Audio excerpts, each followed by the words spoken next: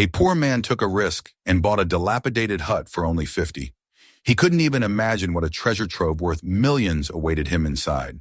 Subscribe and write in the comments where you are watching. The city had already begun to swallow the early evening, its streets heavy with exhaust fumes and neon lights that blinked with a tired rhythm. Marcus Walker sat on the cold edge of a broken bench at a bus stop that no bus had serviced in months. His back ached with the dull throb of an injury that had ended his last job, the kind of pain that reminded him, with every shift of his body, that life no longer expected anything from him. His jacket, once blue, had faded to a gray, the color of rain-soaked asphalt, and the soles of his boots flapped when he walked. He owned little else an old rucksack with 2 changes of clothes, a dented thermos that no longer kept anything warm, and a wallet that carried only the bitter evidence of his decline. A handful of wrinkled bills, no more than enough for bread, and maybe a coffee that would taste like water. His story was not unusual, at least not in the part of town he had grown up in.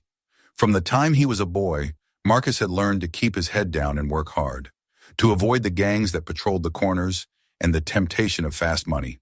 He had been a survivor, not a dreamer.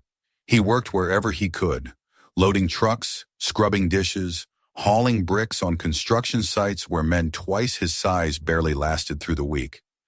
There had been a time when his body had seemed unbreakable, when the long days of labor meant food on the table in a room small, bare, but at least his. But bodies wore down, employers disappeared without notice, and in a world where money vanished quicker than hope, survival became a chain that only grew heavier. The injury had been the end of everything. One moment he was carrying sheets of plywood with 3 other men. The next, he was on the ground with fire in his spine, his breath stolen, his eyes watering. The foreman had mumbled about insurance, about paperwork, about someone calling him later. No one called. A week later, his name was gone from the roster. Without work, the rented room where he had lived in relative anonymity slipped from his hands as easily as water through cracked fingers. He lasted another month by selling off what little he owned: an old radio, a pair of winter boots, a gold chain that had belonged to his father. When there was nothing left, the landlord put his things in a bag and left it by the curb. The last door in his life had closed. The streets became his new landlord. Some nights he managed to slip into a shelter, but there were always more men than beds, and the smell of sweat and desperation clung to him long after he left. On other nights he slept under overpasses, listening to the ceaseless growl of trucks overhead. Hunger became a constant companion, whispering in his gut even when he managed to find day-old sandwiches or apples discarded in trash bins behind stores. He learned the rhythms of the city's indifference, how people stepped wider when they passed him, how eyes averted before they could meet his, how every face seemed to carry the silent question, how long before he disappeared completely. And yet through all of it, something inside him refused to collapse. Call it pride or stubbornness, or maybe the last echo of a childhood voice that told him he was worth more than the concrete he slept on. He hated the idea of surrender, of accepting that this was the end of his line. So when he counted the last bills in his wallet one evening, 3 worn 10s and a pair of 5s, he told himself that they would not buy him just bread and another night of endurance. Somehow they had to buy him something greater, some piece of tomorrow. The answer came by accident. He had picked up a free local paper left on a bench, more out of habit than expectation. He flipped through ads for cheap furniture and services he would never afford, glancing over pages of listings until one small square of text caught his eye. It was almost absurd in its bluntness.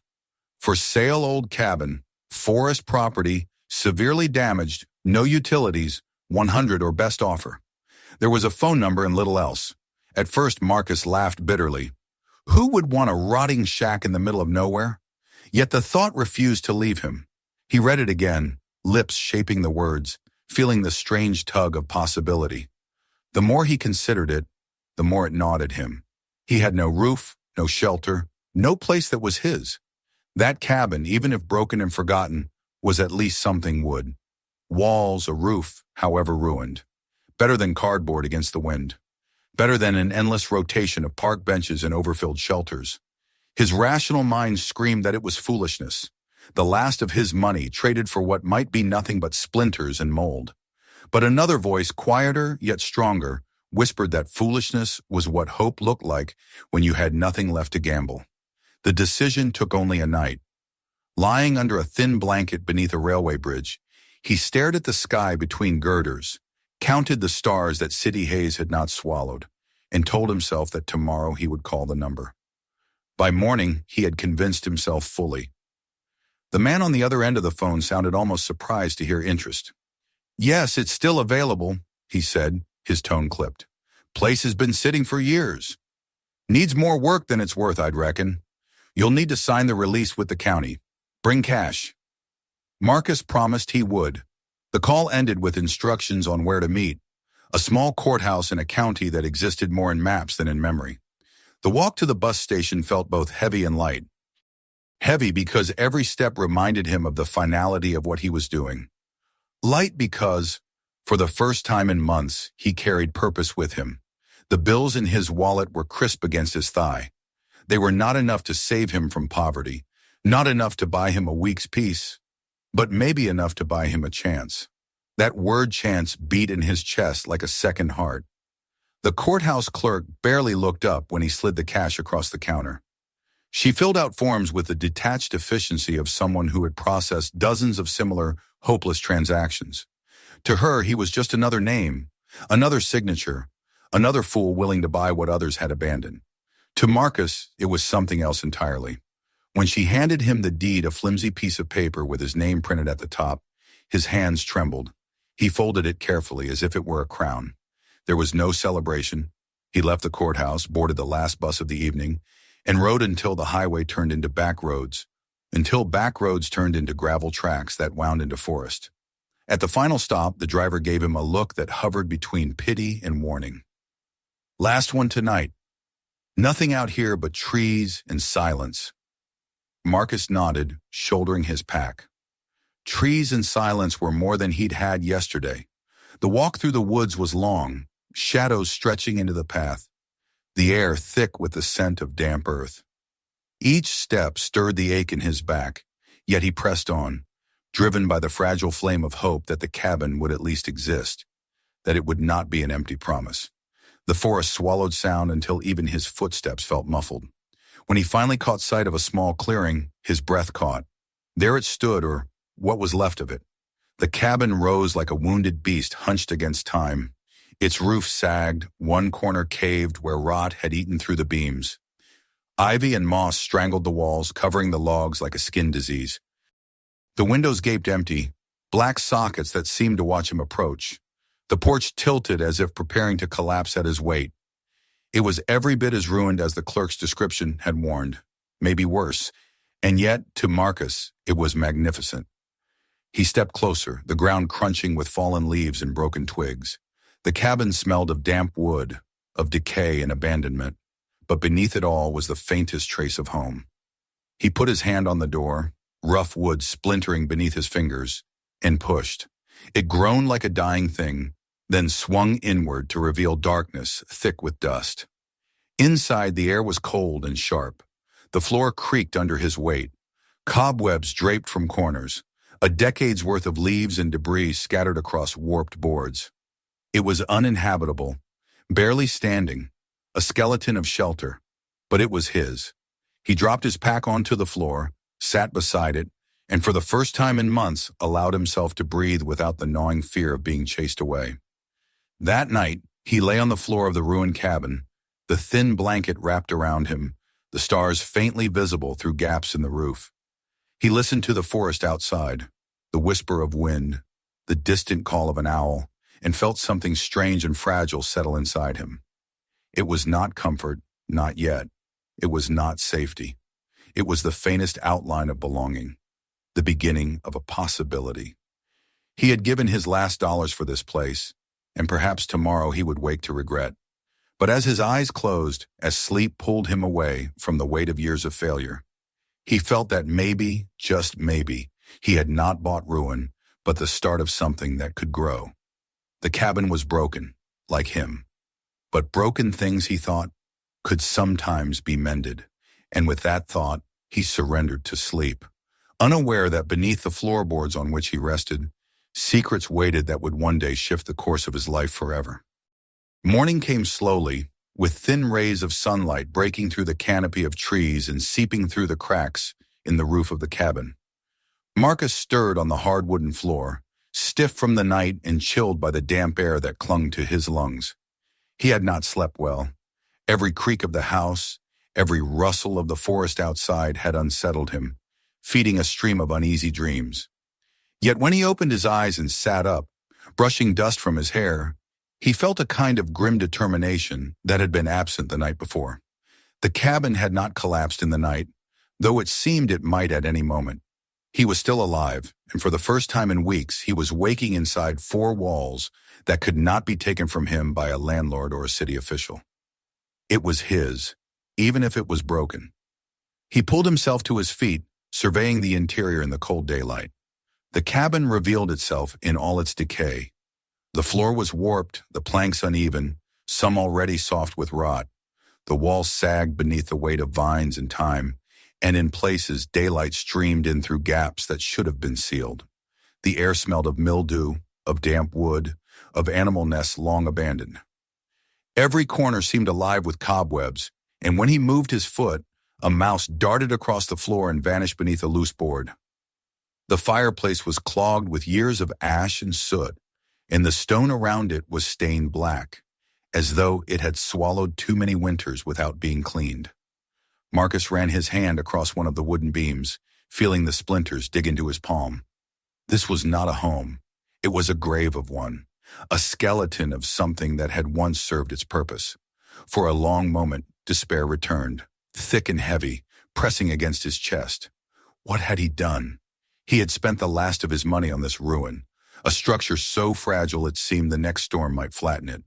He had no supplies, no electricity, no running water. He had traded hunger in the city for isolation in the wilderness. For a man who had lived his whole life fighting against the world, this might have been the final mistake that buried him. But there was also a flicker of stubbornness inside him, a voice that whispered he could not afford regret. Regret was for those with choices, and he had none left. If this place was all he had, then he would claim it with both hands, however broken it might be. He could not go back to the streets. He would rather die in the woods than crawl once more through alleys where pity and disgust followed his every step. With that thought, he began his first act of ownership. He tore strips of cloth from an old shirt and tied them around his hands, then started to gather debris into piles. The work was grueling. The dust choked him, the cobwebs clung to his face, and more than once he stumbled over rotting planks that threatened to give way beneath his weight. He dragged broken chairs and collapsed shelves into a corner, coughing as clouds of dirt rose with every movement. His back ached, the injury screaming at him with every lift, but he ignored it. He told himself that each board he cleared, each cobweb he swept away, was one more step toward making this place his. Hours passed before he stopped to rest, his shirt soaked with sweat despite the chill in the air. He sank down near the fireplace, wiping grime from his forehead, and for the first time he felt the smallest sense of change. The room was still ruined, still haunted by years of neglect, but it looked less like a tomb and more like a space waiting to be claimed. It was not much, but it was a beginning. As he leaned back, his hand brushed against the base of the wall near the hearth. The boards there felt uneven, not like the rest of the floor. He frowned, curiosity cutting through his exhaustion. He pressed harder, and the wood shifted slightly beneath his weight. A loose plank. He knelt, tracing the edges, and after a moment pried at it with his fingers. The plank resisted at first, but with a sharp pull it came free, and beneath it lay darkness. Marcus stared, his pulse quickening. It was not unusual for old cabins to have gaps in the floorboards, but this felt different. This felt intentional. He lowered his head closer, letting the faint daylight filter into the space, and saw the corner of metal catching the light. Heart pounding, he reached in, and his hand touched something cold and hard. With effort, he pulled it free, dragging a heavy object from beneath the boards. It was a metal box, square and solid, the surface corroded with rust yet still intact. The lock was little more than a shell, rust flaking off as he touched it. The weight of the box told him it had been hidden there for a reason. He sat cross-legged on the floor, staring at it as though it might vanish if he blinked. His breath came shallow, a mixture of fear and hope, because he knew instinctively that this was not just junk left behind. He tapped at the lock, and with little resistance, the rust gave way, allowing him to force the box open. The lid groaned, hinges protesting, and then fell back to reveal its contents. Marcus froze. Inside were bundles of paper, yellowed and fragile with age. Journals, he thought immediately, or letters. Some were tied with string, others stacked loosely. Among them were folded sheets that looked like maps, hand-drawn with care, marked with symbols he did not recognize. Tucked at the bottom of the box, wrapped in cloth, was something that made him inhale sharply. A small pouch that jingled when he lifted it. He pulled the string loose and let the contents spill into his palm. Gold coins. Not many, but enough to catch the light with a brilliance that felt unreal. His hand trembled as he stared at them. He had not held real gold in his life. Not like this. The coins were heavy, stamped with unfamiliar markings, perhaps foreign, perhaps old. It didn't matter. They were real, and they were his. The shock of the discovery left him dizzy. The papers, the maps, the coins. It was as though the cabin itself had revealed a secret, offering him something hidden beneath its decaying skin. For the first time in months, Marcus felt something close to joy. It was not just about the coins, though their value could mean survival. It was the realization that this ruin of a house was not only a shelter, but a place with history, with mystery, perhaps with more to give. He set the coins aside carefully and unfolded one of the maps. The lines were drawn in precise strokes, showing the outline of the cabin and the surrounding forest. Trees, streams, and hills were marked. But what caught his attention were the strange symbols scattered across the land circles, with crosses through them, triangles marked with numbers, arrows pointing to seemingly random spots. Each symbol was accompanied by notes in handwriting so tight it was difficult to decipher. He scanned the page, the words blurring together, but one thing became clear. These were not idle drawings. They were directions, clues to places hidden beyond the cabin itself. Marcus leaned back, holding the fragile paper like it was a treasure map from the stories he had heard as a boy. The thought made him laugh softly, though the sound cracked in his throat. He, a man who had nothing, who had been cast aside by the world, now sat in a ruin with a handful of gold and a map marked with mysteries. It was absurd, and yet it was real. The sky outside was fading by the time he put the box aside and lay down again. His body was aching, his mind buzzing too wildly to rest, but exhaustion eventually claimed him. As he drifted to sleep, he could not shake the thought that perhaps the cabin was not the end of his line, as he had feared. Perhaps it was the beginning of something far larger than he could imagine. When he woke the next morning, the decision was already made. He would follow the map. He would search for whatever secrets the cabin and its land still held. For the first time in years, Marcus felt like a man with a purpose, no matter how strange or improbable it was. The phantom cabin had revealed its first secret, and he was ready to discover the rest. The following morning arrived gray and damp, the forest shrouded in mist that curled between the trees and hung low around the clearing. Marcus awoke on the same uneven boards, stiff and weary, but with a restless energy stirring inside him. The memory of the night before, the weight of the metal box in his hands, the sight of the maps and the glint of gold coins had not been a dream. They were real, waiting in the corner where he had set them with a kind of reverence. He sat up slowly, rubbed the ache from his eyes, and stared at the box again. Even in the pale light, it seemed to shimmer with possibility. Hunger gnawed at him, but he ignored it. The coins and papers mattered more than food for now. He drew the maps out carefully, spreading them on the floor where the weak daylight could illuminate the fragile sheets. His fingers traced the strange symbols scattered across the outlines of trees, streams, and ridges. The tight handwriting scribbled along the edges was difficult to read, but he caught fragments that made his pulse quicken. Cash, supply, tools, and once the word gold. For a man who had come to the cabin with nothing, these markings were more than ink on paper. They were promises, whispers from someone long gone, that more lay waiting in the forest, hidden beneath the earth, perhaps forgotten by all but the one who had drawn the map. Marcus felt his chest tighten, with something he had not allowed himself to feel in years, hope sharpened by the edge of discovery. He tucked the coins into a rag and hid them beneath his rucksack, as though afraid the walls might steal them if left in the open. Then, clutching one of the maps, he stepped outside. The clearing was quiet except for the slow drip of water from leaves. The air was damp and carried the scent of earth rich with decay. For the first time, he looked at the land around him not as wilderness, but as a puzzle. Each tree and stone a piece of something larger waiting to be solved. The map led him to the edge of the clearing, where a cluster of pines leaned together like old men conspiring. He paced out the steps as indicated in the notes, counting each stride carefully. When he reached a small rise in the ground, marked with an X on the paper, he stopped. The soil here was softer, the grass thinner, as if the earth itself remembered being disturbed. He knelt and dug with his bare hands, nails scraping dirt until they bled. The earth resisted at first, but soon he uncovered the corner of a wooden box, its edges softened by rot. His breath caught. With renewed urgency, he tore away more soil until the box was free.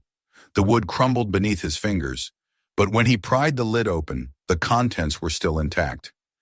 Inside lay a set of old tools, a hammer, a handsaw, rusted but usable, and a leather pouch that clinked when he lifted it. He opened the pouch with trembling fingers and found a scatter of small silver coins mixed with nails and screws. The sight was enough to make him laugh aloud, a sound that startled even him. It was not riches in the way the gold coins had been, but it was proof.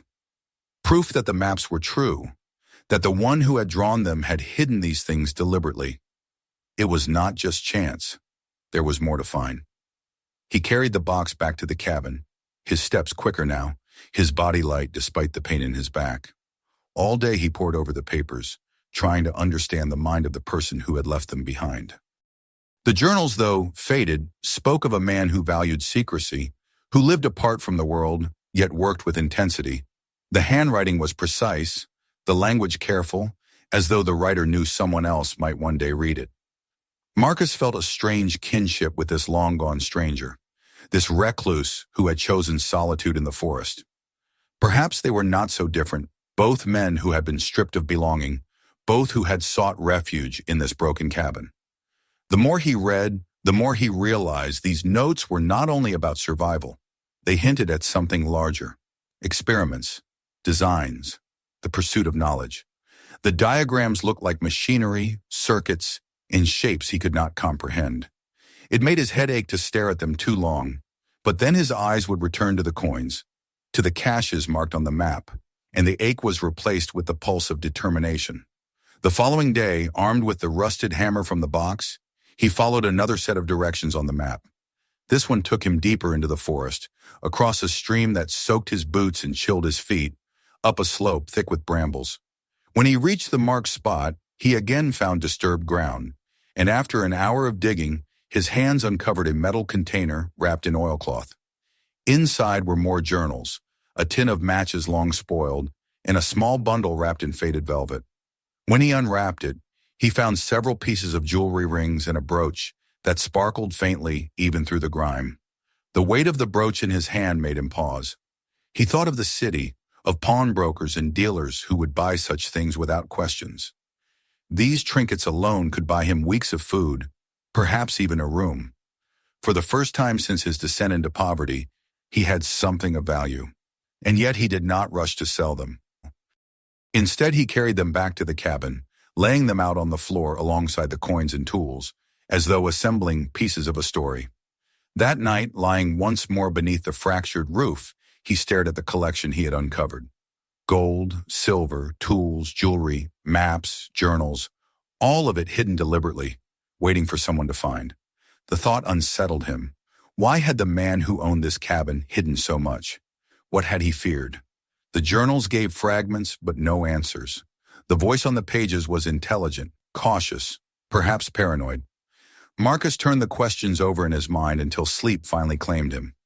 In the days that followed, he became consumed with the search. Each morning he rose early, studied the maps, and set out into the forest, following symbols and notes. Sometimes he returned with nothing but scratches and exhaustion. Other times he returned with boxes or bundles, always containing something: old clothing, coins, strange mechanical parts. Even a compass etched with initials he did not recognize. The cabin, once a place of despair, grew fuller with each return. Its hollow emptiness was slowly replaced with objects that carried weight and meaning, artifacts of a life hidden long before him. Yet it was not only the treasures that changed him. The work itself transformed him. Where once he had been beaten down, broken by failure and poverty, now he felt purpose thrumming in his veins. He was no longer a man simply trying to survive another day. He was uncovering a mystery, piecing together a puzzle left behind by a mind far greater than his own. He was not just living in the cabin, he was becoming its successor, its guardian.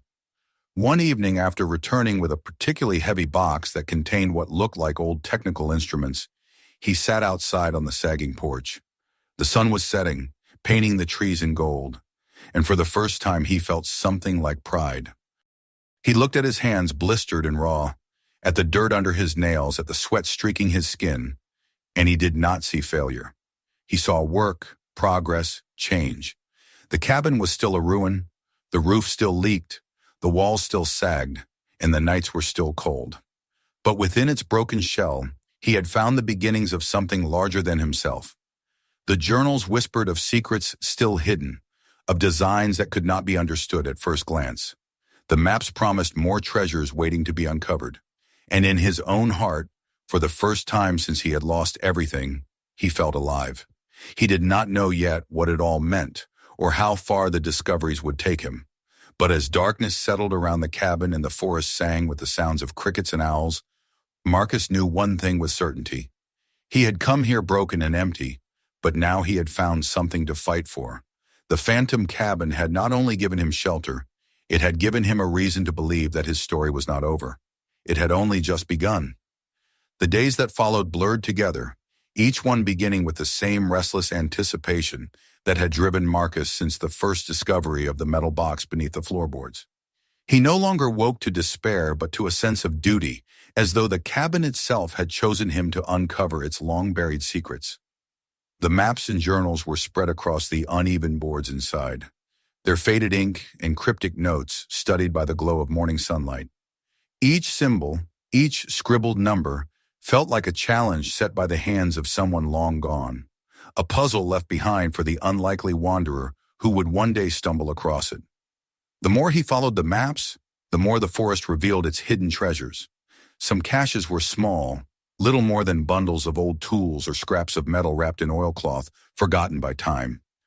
Others were extraordinary, silver trinkets, weathered instruments, and once even a small chest with copper coils and parts so finely made that Marcus could not imagine how such craftsmanship had ended up buried in the wilderness. Each find strengthened his resolve. This land was no accident. It had belonged to someone who had thought carefully about what to conceal and where to conceal it. And now, by some strange turn of fate, it belonged to him. But beyond the treasures, Marcus began to change in ways he had not expected. At first, his work on the cabin was driven by necessity. He needed shelter, and the rain that dripped through the holes in the roof made sleep nearly impossible. He scavenged what wood he could from fallen branches, sometimes pulling apart half-rotten beams from the shed behind the cabin, and with the old hammer he had found, he began to patch the roof. His first attempts were clumsy, nails bending in his calloused hands, boards splitting when he struck too hard. Yet over time, his movement steadied.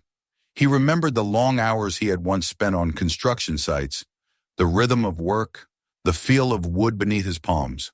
Piece by piece, the roof grew stronger, its leaks sealed, until one evening he lay on the floor and realized the rain outside no longer fell on his face. For the first time, the cabin felt less like a ruin and more like a home.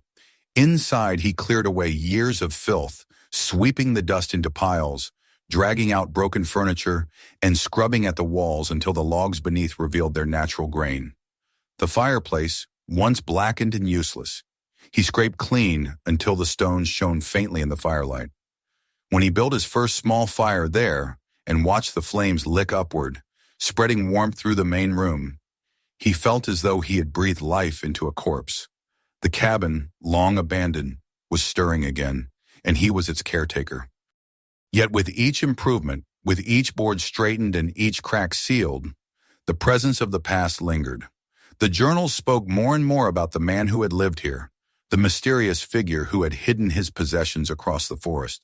His name was never written in full in the pages Marcus could read, only initials H.B. But the voice that emerged was sharp, intelligent, and deeply cautious. H.B. had written about projects and designs, about fears of discovery and the need to preserve the work for the right hands. There was paranoia in the words, but also clarity, as though he had believed with certainty that someone would one day follow his trail. Marcus found himself thinking often about this H.B. Who had he been? A scientist? An inventor? A man driven into hiding by enemies? The caches revealed pieces of a mind both brilliant and meticulous, tools of unusual design, documents written in coded shorthand, and fragments of machines that seemed both familiar and alien. Marcus did not understand half of it, but he felt the gravity of its importance. The man who had lived here had not simply been escaping the world. He had been building something, preserving something he believed mattered too much to be lost. In the evenings, after long days spent searching or repairing, Marcus would sit on the porch with one of the journals in his hands, reading the faded words until darkness swallowed the page. The voice of H.B. became almost a companion, a ghostly guide through the silence of the forest. Sometimes the words unnerved him. Mentions of watchers and men who came to ask questions hinted at dangers Marcus could not fully grasp. Other times the words inspired him, like the notes about creating tools to restore balance or give power back to those without. They were riddles, but they stirred something in him, a sense that his own journey and this stranger's legacy were entwined by more than chance. As the weeks stretched on, the cabin grew steadily more habitable. Marcus carved a space to sleep in the back corner, padding it with old cloth and dried grass until it resembled a bed. He hung some of his finds on the walls, not for decoration, but as reminders of what he had uncovered: rusted tools, strange devices, the compass etched with initials. Each object told him that the story of this cabin was still unfolding, and he was at its center. But the true transformation was in himself. The man who had stumbled here, broken and penniless, was giving way to someone stronger. His body, once weakened by hunger and despair, grew hard again from labor.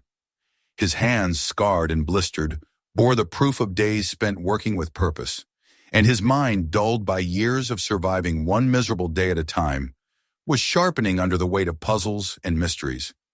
He began to stand taller, to look at his reflection in the broken glass pane he had found, and see not a beggar, but a man shaping his own fate. There were moments, of course, when the shadows of doubt crept back. On nights when the wind howled and the cabin groaned, he wondered if he had lost his mind, chasing after scraps of paper and symbols scrawled by a long-dead recluse. What if it all amounted to nothing more than broken tools and worthless trinkets? What if he had exchanged one hopeless existence for another, only dressed in mystery? Yet when those thoughts came, he would touch the coins, feel their solid weight, or glance at the repaired roof above his head, and the doubts would fade. Even if the treasures amounted to little, he had already gained more than he had dared to hope. He had a roof, a fire, a purpose. As autumn deepened, the forest shifted colors, and with each passing day the cabin grew more alive. Smoke curled from the chimney into crisp skies, a sign to no one but the trees that the house was no longer abandoned.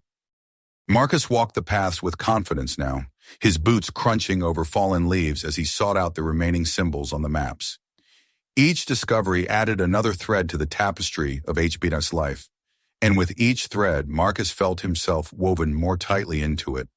One evening, after uncovering a box filled with documents and small metal objects that glittered like parts of a machine, he sat before the fire and spread them out on the floor. He studied them with furrowed brow, tracing lines he did not understand, holding pieces of metal up to the firelight as if the glow might reveal their purpose. For the first time, he wondered if perhaps the true treasure was not the gold or the silver, but the knowledge itself. the mind that had created these things and chosen to preserve them. He leaned back, the flames painting shadows across the walls, and felt the truth settle in him. This cabin was not merely a shelter, not merely a grave of someone else's life. It was a legacy, a story still alive, waiting for him to complete it. He, a man discarded by the world, had been given not just coins or tools, but a chance to rebuild himself alongside the cabin. Broken wood, broken man, both were being restored by patience and work. The thought steadied him as he drifted to sleep, the journals beside his head and the crackle of fire in the hearth. Outside, the forest stood silent, guarding its secrets. Inside, Marcus dreamed not of hunger or despair, but of possibilities. The past and the present had begun to weave together, and though he did not yet know where it would lead, he knew the journey was his to take. Winter pressed into the forest with a slow, relentless hand. The nights grew longer, the air sharper, and frost crept across the cabin's windows like delicate lacework. Marcus had been preparing for the cold as best as he could with the limited tools he possessed. He had spent weeks repairing the roof, sealing the cracks in the walls with strips of wood and clay he dug from the stream bank, and building up a stock of firewood that leaned in uneven stacks against the side of the cabin. The fire in the hearth burned most nights, not with the roaring heat of luxury, but with enough warmth to keep the chill from seeping fully into his bones. It was a modest defense against winter, but to Marcus, it was proof that he could endure. The cabin was no longer the ghost it had been when he first arrived. Where once the floor had been cluttered with broken furniture and rot, now it was swept clean, organized with care. His finds from the caches were arranged along the walls, the compass etched with initials, the strange mechanical parts, the tools, the bits of jewelry, the coins. Each object was not only a possession, but a reminder of how far he had come since stepping off that bus with nothing but a failing body and a ragged rucksack. Every piece told him that his gamble had not been foolish. The cabin was his, and it had rewarded his faith. The gold coins in particular weighed on his thoughts. He had counted them several times, each time convincing himself that they were real, that he had not imagined their shine or their heft. There were not hundreds, not enough to make him a king, but enough to change his life. He knew he could sell them, exchange them in the city for bills that would buy food, clothing, even a new roof if he wished. The jewelry, too, carried a quiet promise of wealth. He held the brooch often, turning it in his hands, watching how it caught the firelight. It was old, yes, but beautiful, and he knew even a careless pawnbroker would offer him more money than he had seen in years. At first he resisted the temptation. There was a part of him that clung to the treasures as sacred, not meant to be spent or traded, as though they were tied to the soul of the man who had hidden them. But hunger returned often, and though the forest offered rabbits and the occasional handful of berries, his stomach demanded more than survival rations. His boots, already split, grew worse with each trek into the woods, and the cold gnawed at him through the thin layers of his clothing. Eventually, the choice was no longer a matter of sentiment. It was survival. The journey back to the city was long and harsh. He carried only a small pouch of coins and the brooch, leaving the rest hidden in the cabin beneath the floorboards where he felt they would be safest. When he walked into the pawn shop, the clerk's eyes widened slightly at the sight of the gold. Marcus felt a knot of fear in his stomach, afraid that the man might call the police, ask questions he could not answer. But instead, the clerk weighed the coins, nodded, and named a sum that left Marcus stunned. It was more money than he had ever held at one time in his life. The brooch brought even more, its delicate craftsmanship and antiquity drawing admiration from the buyer before the deal was made. He left the shop with a roll of bills in his pocket, walking down the street with his head high, though he still felt the eyes of others on him, the same wary glances he had known during his time of homelessness.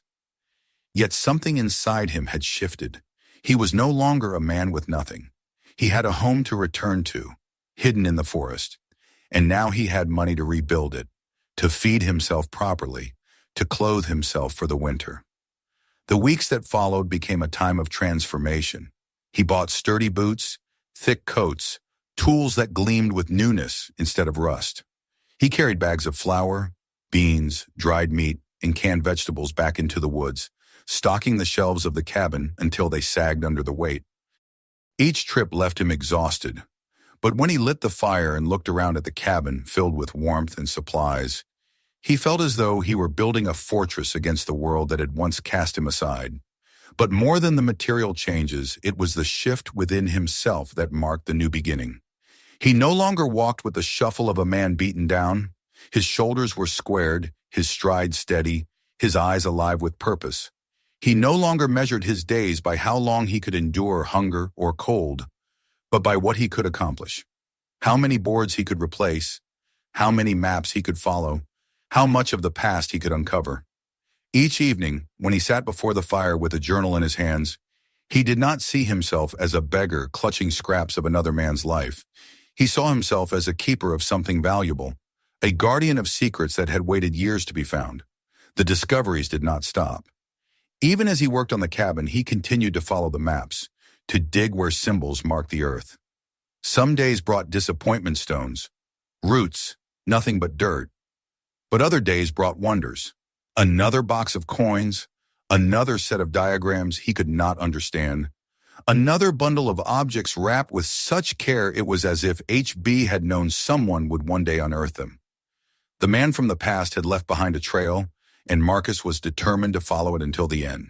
The greatest treasure, however, was not in the coins or the jewelry, not even in the strange devices he unearthed. It was in the transformation of the cabin itself. Where once it had sagged beneath the weight of vines and rot, now it stood straighter, prouder. The roof no longer leaked, the porch no longer sagged, the windows patched with scavenged glass let in streams of golden light. Marcus had planted a small garden at the edge of the clearing, crude and simple, but enough to remind him of growth, of life returning to a place once abandoned. Standing on the porch one evening, watching the sun dip below the tree line, he felt a swell of pride so fierce it nearly brought him to tears. This was his home, his place. The world had cast him out, left him to sleep under bridges and on sidewalks. But he had carved out a space that belonged to him and him alone. And in doing so, he had rebuilt not just a cabin, but himself. He thought often of the man who had hidden all these things, who had left behind maps and notes as though waiting for someone like him to find them. Sometimes he whispered a quiet thank you into the stillness of the woods, imagining that HB could somehow hear, wherever he was. Other times he wondered if perhaps the man had chosen him in some way, though the thought felt impossible. And yet as he stood surrounded by the life he had built, the idea did not seem so strange. In the city he had been invisible, another man crushed by poverty and loss. Here he was alive again, seen by no one but the trees and the ghosts of the past, yet alive in a way he had never been before. The cabin had given him more than shelter. It had given him the chance to start anew, to find worth in himself again, to transform despair into hope. One night, sitting by the fire with the journal open in his lap, he thought of his old life, the cold benches, the empty wallets, the endless hunger, and felt a deep, quiet certainty. He had left that man behind. The Marcus who had arrived at the cabin broken and defeated was gone. In his place stood someone stronger, someone wealthier, not only in coins and possessions, but in purpose. The forest outside hummed with life. The cabin walls glowed with warmth, and Marcus leaned back, closing his eyes. The gamble he had taken with the last of his money had not been foolish. It had been the first step toward everything. The cabin was no longer a ruin. It was no longer a phantom of the past. It was a beginning. And with every day that passed, with every secret unearthed and every board restored, he was building not just a home, but a future. The man who had once been nothing more than another forgotten figure in the city's shadows now stood at the threshold of a new life, forged by his own hands, guided by the traces of a past that had led him to wealth beyond imagination. The cabin had saved him, and in turn, he had saved the cabin. Together they had been remade, and as he drifted to sleep that night, the fire crackling softly, Marcus knew with a calm certainty that his story was no longer one of endings, but of beginnings. He had found his place in the world, and from that place he would rise. If this story kept you hooked, don't stop here. Hit subscribe so you never miss the next twist. Want more unbelievable journeys like this one? Check out the next video waiting for you right now. And if you know someone who would be blown away by this story, share it, because some stories are too powerful to keep to yourself.